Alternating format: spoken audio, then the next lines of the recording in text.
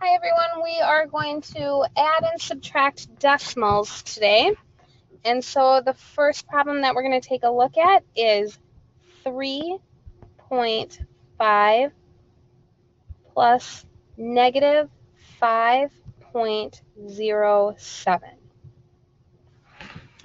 All right, so this is an addition problem, and if I think back to when I was adding fractions or adding integers, that screamed bubble problem to me. And so that's no different with decimals. So if I look at these, I have 3.5 humans and 5.07 snakes, so that's a war. Anytime there's a war, I'm going to subtract. And in this case, I have more snakes than humans, so my final answer is going to be negative. All right, well, you always put the winner of the war, so the snakes, in this case, on top. And I'm subtracting off the humans, the 3.5. Now, when we are adding or subtracting decimals, it is so important that you line up your decimals. So even though there are 2 spots after the decimal for the first number, I put the 3.5 under the 5.0 part of it. I hope that makes sense. Now, I am going to add a 0 so that they have the same number of digits after that decimal point. All right, I'm going to go ahead and subtract. 7 minus 0 is 7. That one was pretty easy. 0 minus 5, I don't quite have enough, so I'm going to borrow from the tens digit, or the ones digit next door. So that makes this 10, and then that a 4. So 10 minus 5 is 5. 4 minus 3 is 1.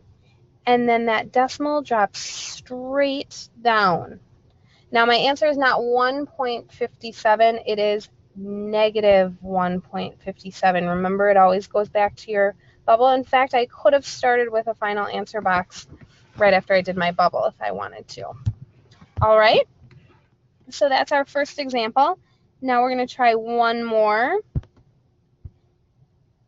Let's look at negative 3.17 minus,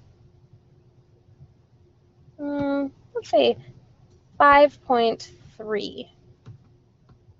Okay, so this is a subtraction problem. If it was addition, we jump right to the bubble, but it's not. So I'm going to circle, circle, add a line, and change the sign. Now I am able to do that bubble, now that I've changed it to an addition problem. So it's snakes and more snakes, so this is a party, which means I add.